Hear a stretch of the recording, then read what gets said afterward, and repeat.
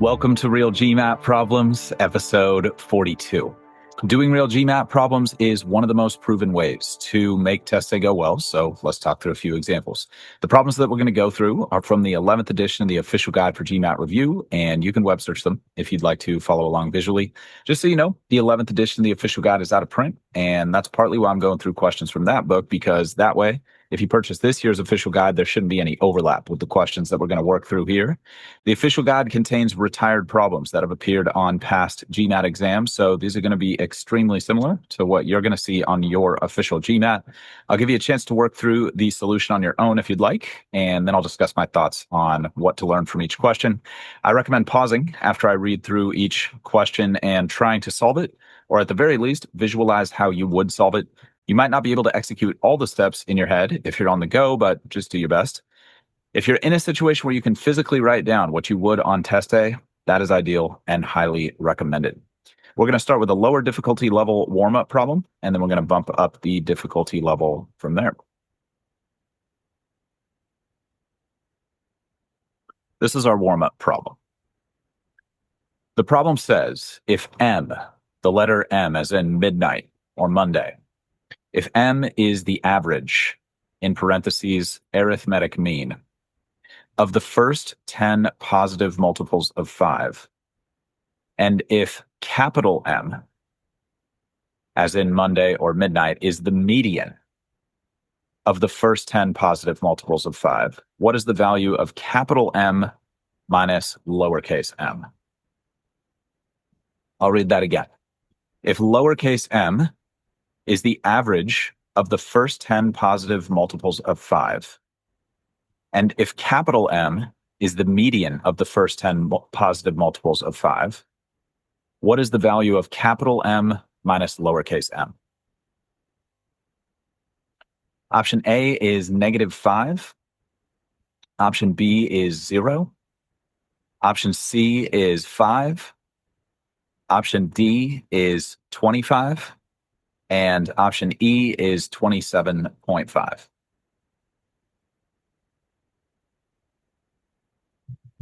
I'd recommend pausing here and getting as far as you can on your own.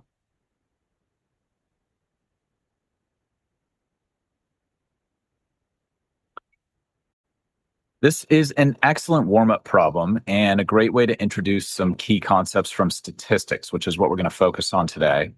You've probably learned in the past what averages and medians are, but it may have been a while. So let's start with some definitions.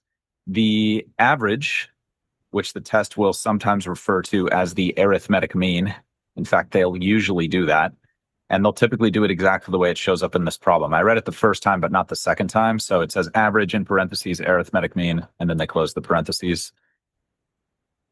You really don't need to concern yourself with that. It's the way that you've thought about averages your entire life, probably. And if you're unsure about that, you can feel free to web search it. But as far as getting a high GMAT score goes, just think of the average as the sum of the values divided by the number of values. Again, average is the sum of the values divided by the number of values. Sometimes the test is going to refer to that as the arithmetic mean. If you know that, then you can brute force this question, quote unquote, brute force the question by just computing that. And that isn't necessary to answer the question, but it is doable. And we're going to circle back on that concept of like when we would brute force versus when we wouldn't. We'll circle back on that in a minute. So that's the average. You'll also want to remember that the median of a set of numbers is the middle number of an ordered list.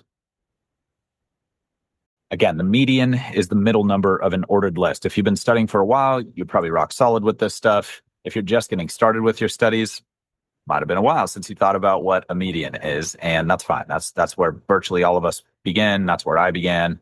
And yeah, had to relearn what the median was the hard way. So the key there is that the list must be in order from least to greatest or from greatest to least. That's super, super important. A lot of people mix that up. One quick note is that if there is an even number of numbers in the set, like the set 2, 4, 6, 8, let's say, which has 4 terms in it, then the median is the average of the 2 middle numbers. So if there's an odd number of numbers, the median is going to be that middle number in the set. If there's an even number of numbers, then you're going to average the two middle numbers, and that's going to be the median. So a little bit to memorize here. If this isn't already rock solid for you, I'll just repeat a little bit of that in case it's helpful. If there's an even number of numbers in the set, like in the set 2, 4, 6, 8, then the median is the average of the two middle numbers. Technically, that's still the middle number of an ordered list, but that can throw people off a little bit. So it's usually important to memorize both parts of that definition for optimal results. So if there's an odd number of numbers, the median is going to be that middle number. It's going to be one of the terms in the list. If there's an even number of numbers, it's usually not going to be one of the terms in the actual list itself. It's going to be the average of the two middle terms. So in the case of 2, 4, 6, 8, the two middle terms are 4 and 6. We average those. Median of that set would be 5. I guess just while we're on the subject of averages, that's 4 plus 6, the sum of the numbers, divided by 2, the number of numbers. 4 plus 6 over 2 is 5. So as promised, let's circle back on this brute force approach I mentioned. We'll walk through that, and then we'll discuss some of the higher level stuff that might be worth learning here. So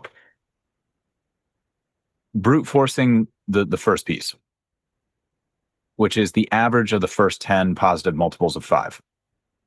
We can just list those out. 5 times 1, 5 times 2, 5 times 3, 5 times 4, all the way up to 5 times 10. And I would compute all those numbers, and I would just add them up. 5 plus 10 plus 15 plus 20, etc. All the way up to 50. If you do that math properly, that should get you 275. 275. So a lot of math there, but there's a time and a place for this. If we then use the average formula, which again is sum of the numbers divided by the number of numbers, we would have 275 on the top. That's the sum. And then, of course, we would divide that by 10 numbers, because it's the first 10 multiples of 5, to get 27.5. So that's our average. Let's work on solving for the median. Good news is we already listed out all the numbers in order. 5 times 1, 5 times 2, 5 times 3, 5 times 4. That's already an ordered list. And because there's 10 numbers in the list, we know that the median is going to be the average of the two middle numbers. There's a few ways to do this. What I recommend, and this might seem really painstaking, but I really think you're going to find this valuable as you progress through your studies, is you can just visually cross off 4 numbers on both sides of the list. So imagine you have those 10 numbers written out, cross off the first 4, cross off the last 4. That leaves you with the two middle ones. I know that might sound really elementary, and I'm sure there's a lot of you who are just incredibly intelligent, incredibly great test takers out there who are like, what are you talking about? I can do that in my head with ease. But that's great. That's great. If you're one of those people, that's amazing. Most of us are not that person. And so it's just really easy to lose track of which number is which in the list and then average the two wrong numbers. That's just so painful. So painful when that happens, because it's a multiple choice test. There's no partial credit like many of the math tests we're used to taking in school. And so you could have everything right except that one piece, and then the whole problem is wrong. And yeah, you'll hear me talk about this kind of stuff a lot, this sort of like preventative insurance type habit building. And I really think it's going to get you a higher score. I've seen it happen tens of thousands of times, hundreds of thousands of times at this point. And it works. Let's just put it that way. So I recommend visually crossing them off. But of course, you can just count into the list and find the two middle values. That also works, but it's a little more dangerous. And no matter how you figure that out, you will hopefully realize the two middle values are 25 and 30, the fifth and sixth multiples of 5, respectively. So let's average those. 25 plus 30 is 55. We divide that by 2, and we get 27.5. Now, the question is asking for capital M minus lowercase m. Capital M is the average. Lowercase m is the median. And as you probably already know, at this point, that's going to give us 27.5 minus 27.5, which of course gets us 0, which leads us to the correct answer, which is option B, as in beta. So obviously that works. And again, there's a time and a place for that kind of thing. Let's just briefly step back on that. Usually the time to brute force is 1 if you can't think of any other way to do the problem. Okay, well then, if brute force is the only way you can think of doing it, it's probably a good bet, as long as it's not going to take you more than, let's say, 3 minutes. Or if you have extended time on the exam, if you have 50% extended time, if it's not going to take you more than like 4.5 minutes. If you have 100% extended time, it's not going to take you more than 6 minutes. That would be like the upper limit of what I'd invest in any given GMAT question, which you might note is over the average question of approximately 2 minutes per question. That's a longer conversation with a lot of advice attached to it. And I've gone super in depth with that in a bunch of past episodes, such as how to build speed, which we'll link in the description for you. Let me just make that note real quick. And also how to structure your GMAT study time, I think is the name of the episode. We'll link that for you, but it's basically talking about how to make good decisions during your study sessions. And I think you'll find both of those quite valuable. But I think a lot of people are surprised when I recommend giving themselves more than 2 minutes per question on certain questions. Obviously, you can't afford to spend that on every question and still have a shot at every problem on the test. But every once in a while, if you feel like things are going well, then it might be okay to borrow from a future question to get the current question right.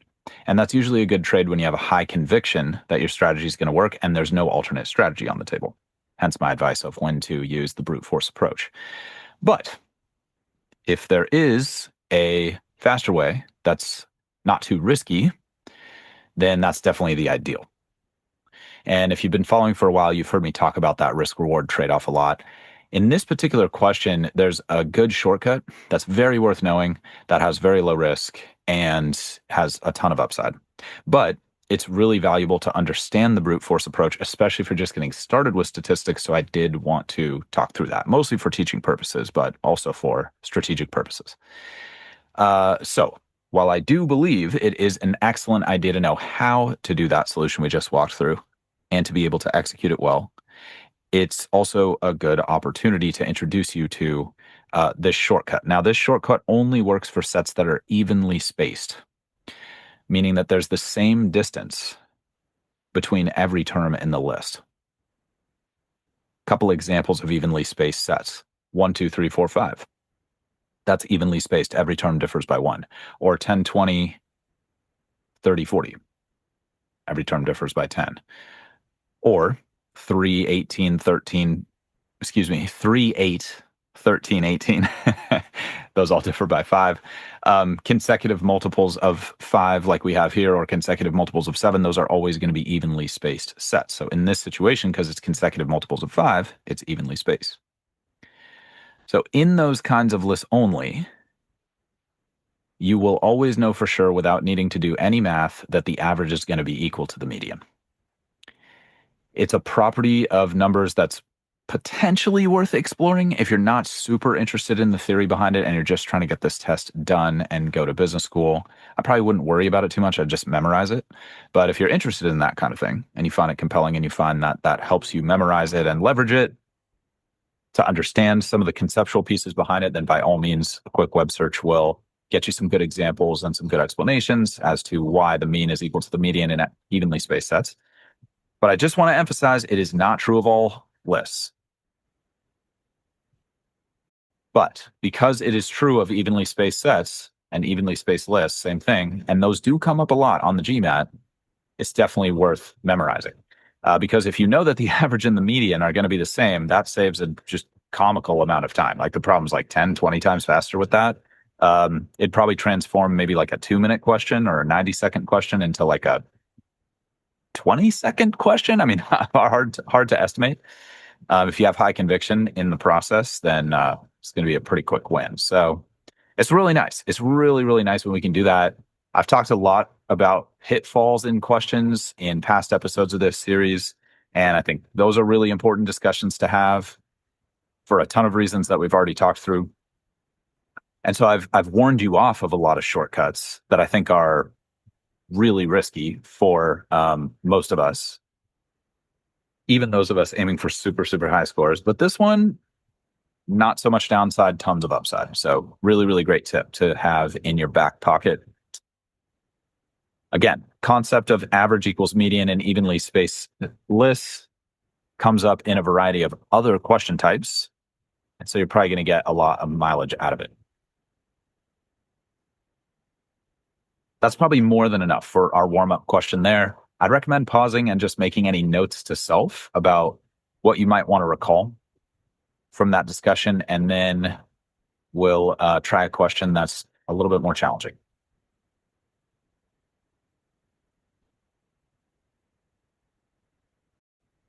Next question. Question says, 5 pieces of wood have an average, in parentheses, arithmetic mean, length of 124 centimeters and a median length of 140 centimeters. What is the maximum possible length in centimeters of the shortest piece of wood? I'll read that again.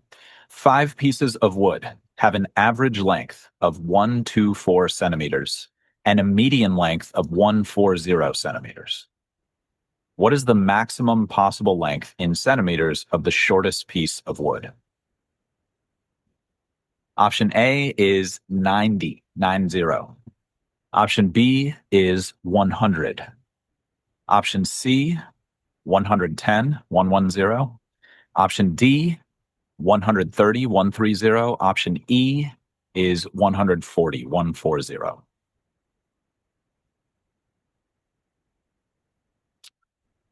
Again, recommend pausing here and getting as far as you can on your own.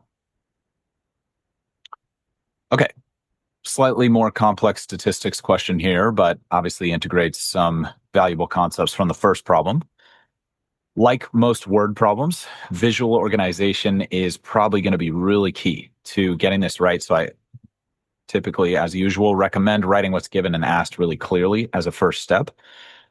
We're told there are 5 pieces of wood. The average of those is 5.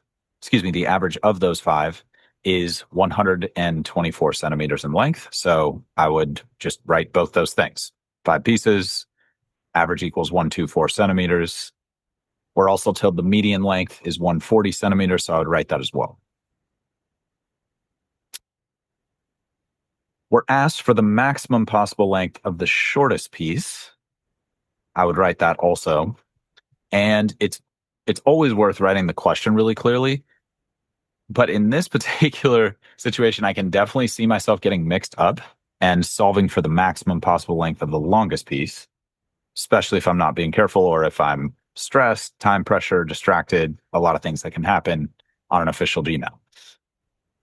In fact, we looked at some pitfalls of not writing that kind of thing in last week's episode. So I'm not going to hammer that point too hard today, but it's worth a listen to episode 41 if you want some advice on how to prevent that kind of thing.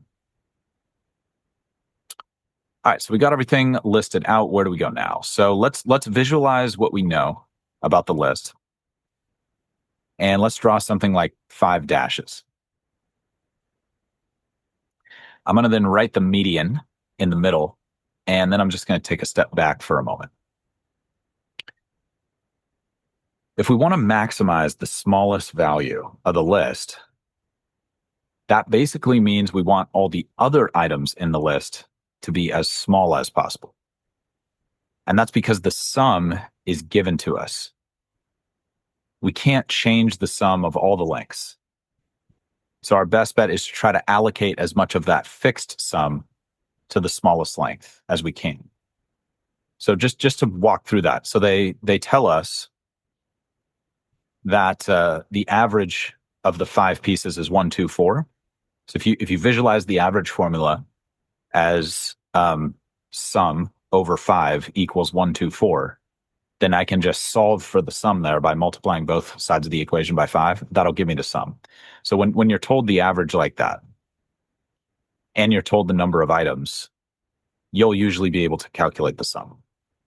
And once you have that sum, or once you at least know you could calculate that sum, that lets you know the sum is fixed. So we can't just expand the sum infinitely. We have a limited number of total centimeters that we can allocate to each piece of wood. So that's why I'm saying if I want to maximize the smallest piece, that's another way of saying I want to make all the other pieces as small as I possibly can. that allocates the maximum amount of the sum to the lowest value. So conceptually, that's going to underpin our strategy choices going forward. And you'll definitely see questions like this with some regularity. So if this is new for you, or you're like, I don't know if I would have thought about that, which is definitely what I thought the first time I saw a question like this, that's fine. That's why we're here right now, is to help you grow and help you improve and expose you to things that will be helpful. If you've been studying for a while, you might already be super familiar with this concept, but just for all of you who are getting going, there'll be great opportunities to make notes to self on this one if you weren't aware of that concept. And it's a good thing to have in the top of your mind anytime you're doing statistics questions. It's a common thing. So a good way to take away as much length from the other pieces as possible in order to allocate the maximum length to the smallest piece is a little counterintuitive, I think. And it's to make the two pieces that are quote unquote larger than the median. Like if you imagine those 5 dashes with the median written in the middle, the two to the right, we're going to make those exactly equal to the median. When I was first starting out, I thought that was like really counterintuitive. It ran very much against my instincts. I'd often write things like 141 and 142 just like without even thinking about it for the longer pieces. And I wasn't even, yeah, I mean, I think the thing there is like there are questions that say 5 distinct lengths. And in that case, I can't use 140 multiple times. But if they don't say distinct lengths, then I want to default to thinking, okay, maybe I can make some of the lengths equal to each other. Again, it's just not something most of us have thought of until we've seen GMAT questions like this. And that's the whole reason it's valuable to go through real GMAT questions. So I think it is worth harping on that point, since you'll probably see it again. And again, unless the question literally says different or distinct or something like that, just assume the lengths can be equal, and that'll put you in a position of strength on these problems. If we do that here, then that's as small as those can be. Because if either of those are any smaller, then the median won't be 140 anymore. And again, that's a concept that might be worth playing around with if you find that understanding and messing around with that stuff helps you memorize it. But it's also okay not to worry about that. If you're like, that kind of makes sense to me. Like 140 is the median. I make the other two equal. That minimizes those and therefore maximizes the stuff I want to maximize. Like, that's fine. You don't need to go any further than that. But if you want to play around with making one of the numbers 130 or 139 and see how that would change the median, if that's helpful for you, then I'd definitely encourage you to experiment with that. Okay, so what we've done there is we've freed up a lot of the overall sum to allocate to the smallest piece. I've said that a bunch of times, but I think you'll thank me later for hammering some of these points, because I think it'll help it stand out in your mind when you're under time pressure. So I'd have those written, and I would have the 5 spots with 140 in the middle, and to the right 140, and to the right of that another 140. And now we can go about maximizing the other 2 spots. There are actually a few options for doing that. I'm going to start with just guessing and testing, because it's not that bad of a move in a situation like this. And I think that'll also be a nice lead into some of the shortcut methods you can use. So yeah, there is an algebraic method. If you're having success with that, don't necessarily change it. If things are working well, keep doing it. I'm never going to argue with your results, but let's just talk through the guessing and testing thing as a good way to learn some valuable background concepts. And also, it is a totally acceptable strategy for solving the question. So I'm going to look at the answer options. We're being asked for the maximum, so we might as well start with E, which is the largest available value, which you might remember is 140. So if we plug in 140 for the lowest value, that gives us only one value to solve for. So we'd have 140, blank unknown value, and then 140, 140, 140 for the median and the 2 quote unquote largest values. Now we already know the average, and we could use that to solve for the sum. Like we said, the sum's a fixed number here, but we still don't know what that exact value is. So let's just go ahead and find that. So sum divided by number equals average. So here we would have sum over 5 equals 124, like I said earlier. Don't be afraid of long multiplication. If you have not done long multiplication in a while, we've got a Math Basics series that will help you upskill quickly with a lot of those foundational things that are tested on the quant section, and there's no calculator on the quant section. So things like long multiplication, long division are really valuable. And I've done so much long multiplication on the pod, everybody. I'm going to gloss over that. But it's in that Math Basics series if you want. So if we do that math correctly, we would get 620. So again, if we add up all the 5 values we have, we should get 620. Knowing that can help us. Now, if we assume the smallest value is 140, again, guessing and testing with option E, that would mean that all 5 values have to be 140. Because if the smallest is 140 and the median is 140, then that second value has to be 140. There's like nowhere else for it to go. And in that case, we actually don't need to do the math, because you could step back and realize that 140 times 5 is going to be much bigger than 124 times 5. You don't have to go there. It's fine to just add 140 5 times and realize it's too big. But it is kind of a nice move there to step back and be like, okay, well, that's definitely not going to work. So we will definitely not be able to make the smallest value 140 and still meet the constraints of the problem. So let's cross out E and let's try D, which is 130. If we write that in as the smallest value, and we keep the median as 140, which we have to, and the other two quote unquote larger values as 140, then the smallest that the second value could be would be 130. And we want that second value to be as small as possible to maximize the first value. But you might already be able to tell that 140 plus 140 plus 140 plus 130 plus 130 is going to be a lot bigger than 124 plus 124 plus 124 plus 124 plus 124. But if that's not making 100% sense, just go ahead and add all the values up. 140 3 times would be 420. 130 2 times would be 260. 420 plus 260, we get 680. So again, too big, which because our exact sum should be 620. So we'll go a little bit smaller with option C. Option C is 110. If we make the smallest value 110, the smallest that the second value can be is 110 as well. We already did the math on 140 plus 140 plus 140, which is 420. If we do 110 plus 110, we get 220. 220 plus 420 gets us 640. So again, still too large. Let's go for B, which is 100. 100 plus 100 is 200. Plus 420, that's 620, which is exactly the sum we want. So B can definitely work. Now, why should we not even try A at that point? Remember, the question is asking for the maximum value of the smallest length. So if 100 works, trying 90 is not a good idea, because even if that works, it's a smaller overall value, which we don't want. So that means we should select B as in beta, which is our correct answer. A lot of us go for A, though. About 10% of us. And I think that's probably as simple as forgetting what the question is asking. That would be my guess. Like, people, instead of trying to maximize the smallest value, they try to minimize the smallest value. I've definitely done that many times myself, those kinds of mistakes. So you're not alone if you made that mistake, but perhaps obviously you'll want to correct it. And that's usually a simple fix. Just notate what's asked more clearly. I was talking about that at the top of the problem. Those kinds of habits can come from a lot of experience. And I like just boxing, like putting a box around what the question asks, or writing it way bigger than everything else. Both of those things are something similar, tends to work well. So figure out what works for you and stick with that. Having said all that, I haven't seen that be the main bottleneck for folks on questions like this one. It's definitely a big issue, and that's why we've gone in depth on it on like so many past episodes.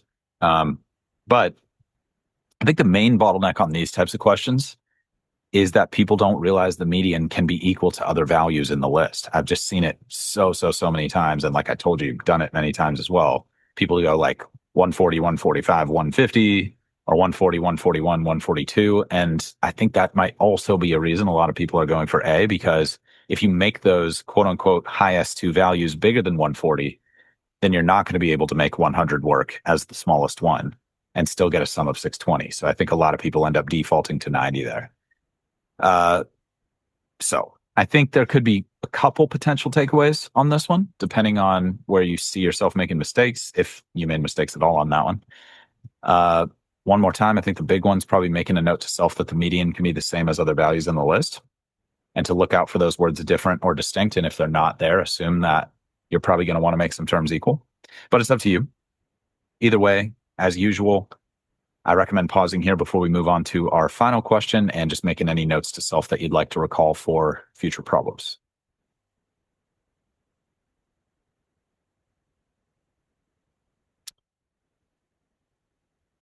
Last problem today. A certain list consists of 21 different numbers. If n, as in never or nobody, is in the list, and n is 4 times the average, in parentheses, arithmetic mean, of the other 20 numbers in the list, then n is what fraction of the sum of the 21 numbers in the list? Sorry, it's a bit of a mouthful there. Let me read that again. A certain list consists of 21 different numbers.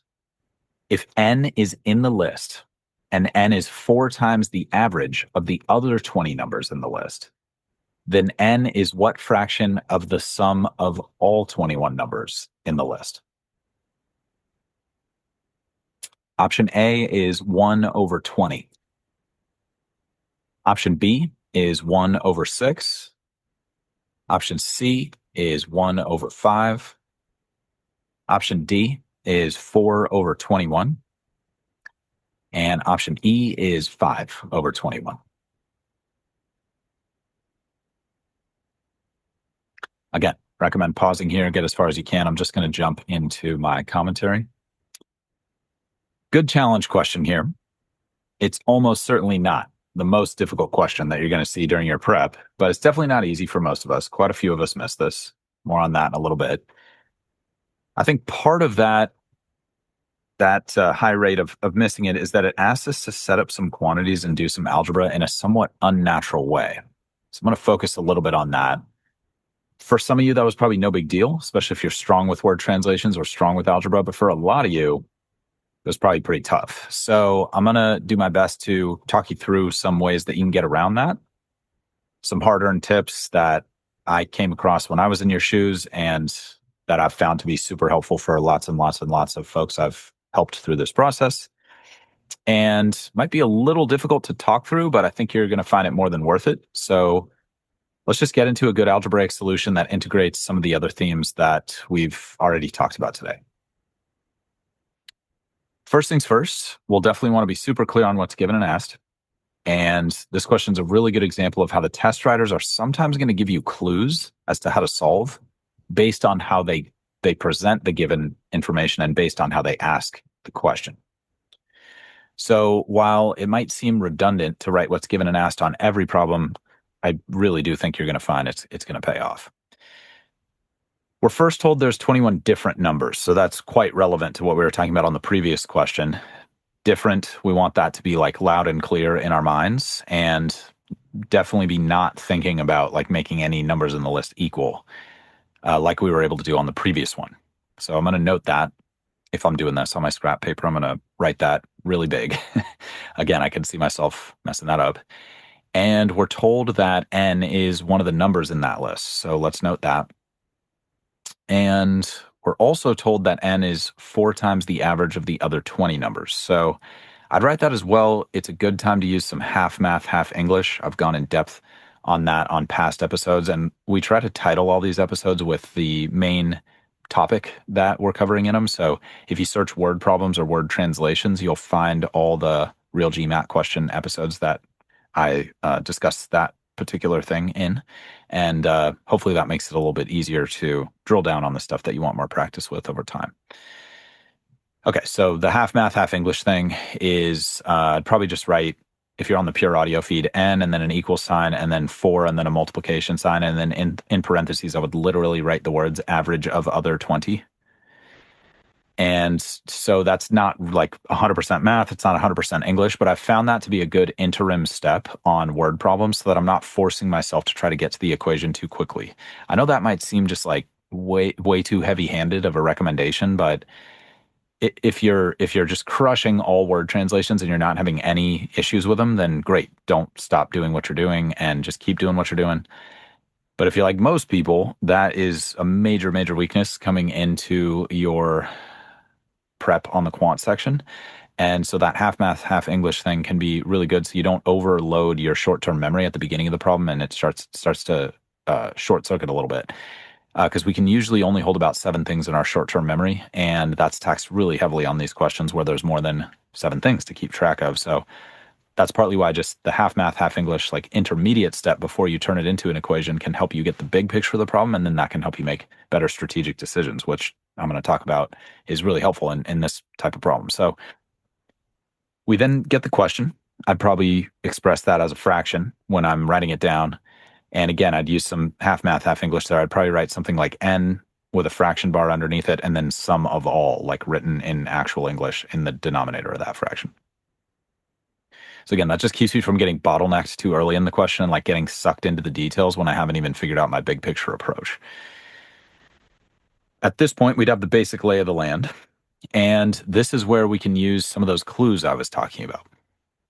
So they've told us that n is equal to 4 times the average of the other 20 numbers, which, if you think about it, is kind of an unusual thing to present. And it's definitely an unusual relationship. Like most of the time, we would have a relationship to the overall average, not just the average of like a segment of 20 out of the 21 numbers. And usually when you're presented with something like that, it's a clue about how to set up the question and how to execute on the question. And coming into the GMAT, that was just so foreign to me. Like I just thought they were trying to mess with me, when actually, if I had just seen that better, I could have realized they were actually like helping me out. So I'm going to focus on that for all of you here and try to help you progress with this faster than I was able to. It's a clue to make a variable for the sum of the other 20 numbers. And that goes back to the average formula that we started the lesson with. So remember, average equals sum divided by number of items. We know that the number of items is 20, 21 numbers minus n, because we're not including n. But we can't compute the average without the sum. And note that we are also asked about the sum in the question. That's another clue there. So when they're asking you about the sum or telling you about a relationship of a sum or an average of a small segment of the list, that's a clue, because that's a little unusual. So what we can do to capitalize on that is create a variable for the sum of the 20 numbers that are not n. So I'm going to use something distinctive. I'll use the letter Z. I like to avoid the letter S, even though I have talked about using representative variables in past episodes, like S for sum would make sense, but S's, at least in my handwriting, they often look like 5s, so I try to avoid those. So I'll use Z instead. And I really just want to hammer this point. It would be really unusual to make a variable that represents part of the numbers in an average computation. But here, we're given those clues in the prompt. They literally give us a relationship with that value in it. And so that's your cue to be like, okay, that's kind of weird. Maybe I'll just make a variable for that specific weird thing. And the more you see that work out, I think the more you'll be able to trust it. So we're going to use Z in order to set up some equations based on the given information. So the first thing that having Z allows us to do is use the n is 4 times the average of the other 20 numbers. And we can make that into a pretty clean equation. So I would just write n and then an equal sign and then 4 and then times in parentheses Z divided by 20. Z is the sum of the other 20 numbers. Divide that by 20, that gives us the average of the other 20 numbers that are not n. So n equals 4 times Z over 20. That's a nice distillation of what I wrote for my half math, half English. And now this is pure math, so I'll be able to operate on it. I can also use Z to distill the question a bit more, because the question is asking n is what fraction of the sum of all 21 numbers in the list. So I'd probably rewrite that in pure math form as n and then a fraction bar under it and then Z plus n in the bottom. And then I would write equals question mark. That's what I'm trying to solve for. So if Z represents the sum of the other 20 numbers, then Z plus n represents the sum of all 21 numbers. And I think for a lot of us, that would just be like too clever, too insightful of a move to get to, unless you're thinking, that's kind of a weird thing for them to ask about or like tell me about the sum of these other 20 numbers. Let me make a variable specifically for that. Oh, look, I can use that in the question as well. Like, I think that chain of logic is just, maybe that's not easy for you, especially if you're starting out, but it's more believable. I think it's easier than the question without that tip. So if I can get there, if I can get to that piece, then I can start to see a path to the correct solution because I can solve for z in the first equation and then do some substitution. And I'll walk you through the details of that in a second. But I just want to pause and say that, again, if you're just starting out or algebra is not a strong suit for you yet, this is probably going to feel a little hard to reach, and that's okay. Part of the reason we're here right now is to improve, and that means stretching your skills, maybe stretching them a lot. But the point is, if you keep stretching those skills, they'll grow. And that's really the point of your preparation, is not to stay the same. It's to improve. So try not to worry if you start to feel like questions like this are a little beyond your skill level right now, or maybe even a lot beyond. You'll for sure get better, unless you give up. So as long as you don't give up, you're doing the right thing, and you'll keep improving over time. The reason I bring that up now is most people find it hard to do a couple of the things we've done so far. Again, I'm just going to rehash this. Number one, it's hard to recognize that you should create a variable for the sum of the 20 other numbers. It's just a little weird. You probably haven't done that very much in your mathematical career, unless you did a lot of heavy math in high school and college, or you do a lot of heavy math in your job. But now you know that you can use clues in the problem to help you do that. So that should make life a little bit easier going forward. Number two, it's a little hard for a lot of folks to recognize how to use that variable, even when they have it. I was talking about this, translating the question into n over z plus n can feel like a little bit of a reach, like how would I know how to do that?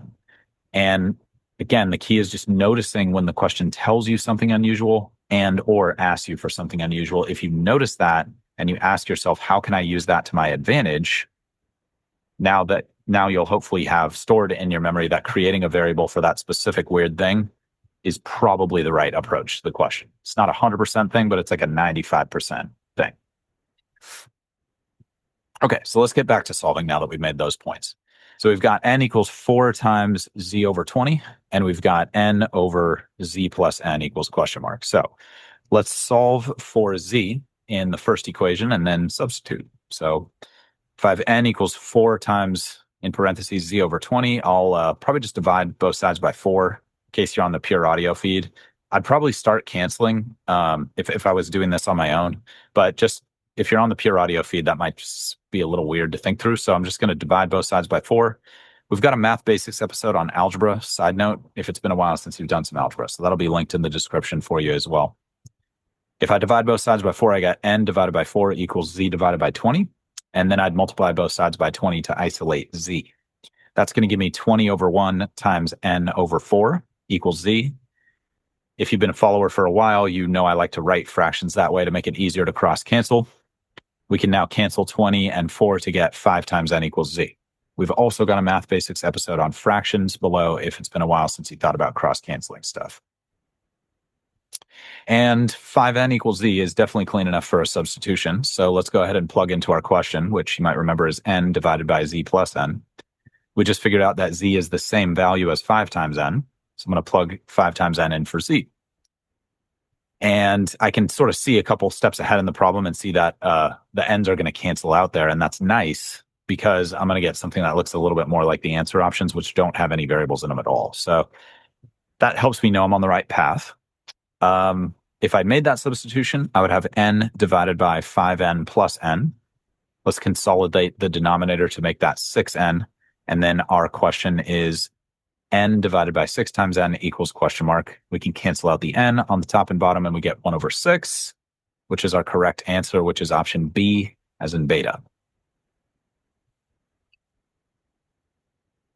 So what can we learn from something like that? I think I already hammered the points home, but I'll just hit it one more time in case it's helpful. If a question gives you something strange, like a strange or unusual quantity, or it asks for something strange, use that information. It's probably the key to answering the question efficiently, and consider setting up specific variables to represent those weird things.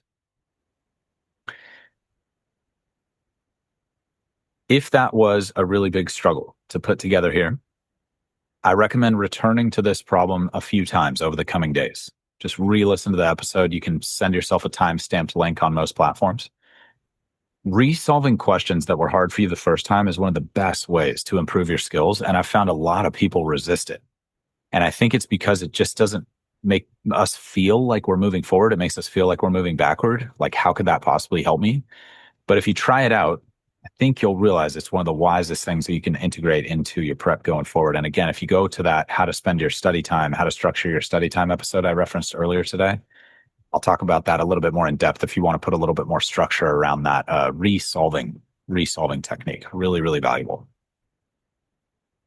Okay, I think that's more than enough on statistics questions for today. As usual, I recommend pausing right now and make any desired notes to self that you would like to remember on future problems.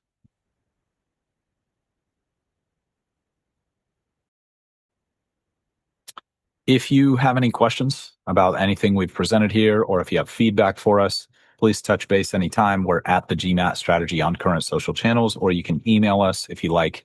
Our email address is contact, CONTACT, at thegmatstrategy.com. As always, my greatest hope is that this material will make your studies as easy and as painless as they can possibly be.